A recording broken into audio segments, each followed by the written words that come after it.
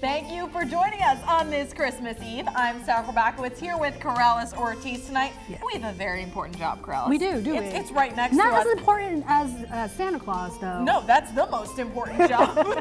We're going to keep you and your family updated on where Santa is tonight as he moves around the globe making his deliveries. Now here at THV11, we've been working with NORAD, who helps us track Santa. And we can report right now that Santa's near Portugal in the Azores. So we're going to keep watching this through. Now, as we show you him tracking, you can also watch it at home. All you have to do is get our THV11 Plus app, and it's free to download on all Roku and Fire devices. Now, big question for Corrales here. Santa should have safe travels once he gets to the Arkansas area, right? No rain, no snow. Yes, so the weather is going to be quiet. It's going to be a relatively silent night. Great for travels. We were very cold today. We've been cold these last several days. So although we didn't get our right Christmas, we have the cold for sure. Highs today were just above that freezing mark for us here in the metro. Many locations were still stuck in the 20s. We'll slowly warm up. But yeah, your Christmas Eve forecast, as I mentioned, is going to be a silent night. Mostly clear skies. It's going to be another cold one. Temperatures will be dropping into the teens. So yeah, the forecast is going to be perfect for Santa to make his deliveries. But I have a full look at what to expect by your Christmas Day and what changes are going to be coming your way heading into your New Year's Eve forecast as well, coming up. All right, thank you, Corrales. Now we are slowly, very slowly warming back up here in the metro, but brutal winter weather is still hanging around large parts of the U.S. with record low temperatures. Storms are also still causing dangerous driving conditions, power outages, and widespread holiday flight delays and cancellations. At least 17 storm-related deaths have been reported. Christian Benavides reports. New York Governor Kathy Hochul called in the state National Guard to help dig out from the historic blizzard that hit the Buffalo area. Hochul said the entire state is struggling with temperatures that feel below zero with the real chill factored in. This Arctic chill continues to stay over our state.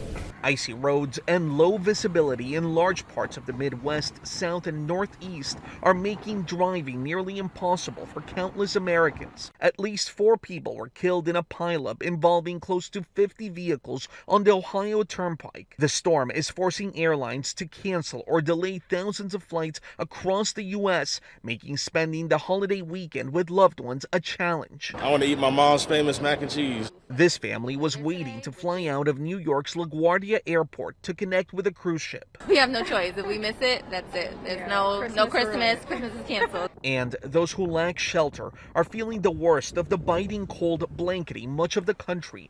In El Paso, Texas, some migrants remained on the streets where they endured temperatures dipping into the teens. But the storm has created something of beauty in upstate New York, turning this lakeside restaurant into what looks like an ice castle. Christian Benavides, CBS News. The blizzards, freezing rain, and frigid cold also knocked out power to hundreds of thousands of homes and businesses across the country. A major electricity grid operator warned that the 65 million people it serves across the eastern U.S. that rolling blackouts might be required. Rolling blackouts were also considered here in Arkansas just last night. Our power grid spans several states, most of which are all facing this Arctic blast all at once. That means that a lot of heaters are running on full blast, especially with people indoors getting ready for the Christmas weekend. Our Ashley Godwin shows us how the winter weather is affecting our power grid. So they're using their ovens, washing their dishes, getting their laundry done. So there has just been a pretty big demand on the entire grid. Energy companies across Arkansas are asking people to be careful with their usage. Today, it led to certain businesses getting their power interrupted, only ones that were prepared for it. But if it gets bad enough, customers are affected too. If we were to get to that point, we would rotate. So hopefully, no customer would be out for more than 30 minutes at a time. Preventing that comes down to limiting your consumption. Unplug appliances you aren't using. Hold off on washing your dishes or clothes if you have an electric water heater, and turn down the thermostat a couple degrees. And if you're like me, you've got a home full of people and that generally can make your heart warmer anyway. So just turn that down a little bit, and if everyone helps, that makes a world of difference.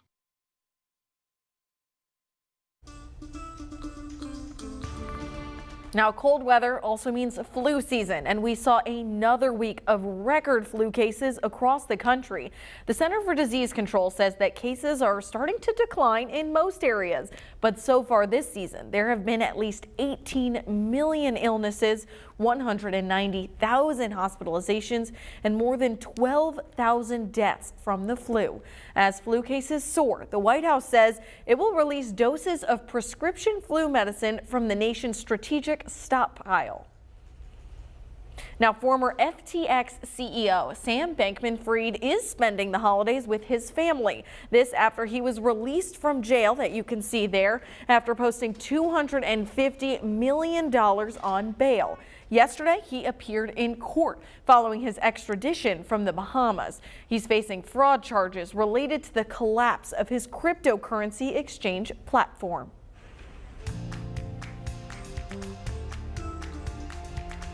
This Christmas Eve, many families are likely getting those last-minute items together and preparing for dinner tomorrow. But the reality is that not everyone is as fortunate, and some people will go without any food this holiday.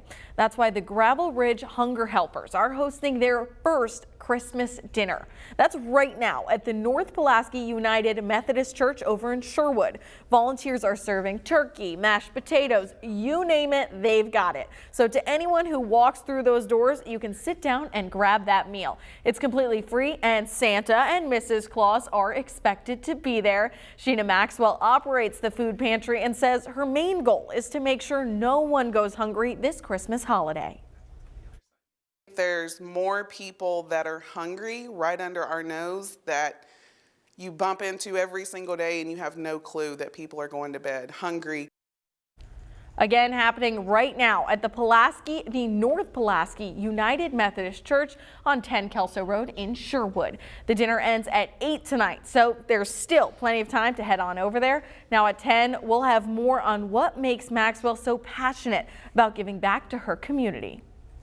All right, now we're doing a quick check-in with Santa. Again, one of the most important jobs we have tonight, to see where he's at now. It looks like he's near Cape Verde, and can you believe he's already delivered 4 billion gifts? He's got a long way to go, a long night ahead of him, and we will be here tracking Santa all night long. He has a big job getting all of those presents to kids all over the globe. But he doesn't do it alone. He has help. Just ahead, we're going to introduce you to a team of his special helpers. Now, keeping you up to date with the weather Santa will be flying through, we're going to check in with Corrales Ortiz. Corrales?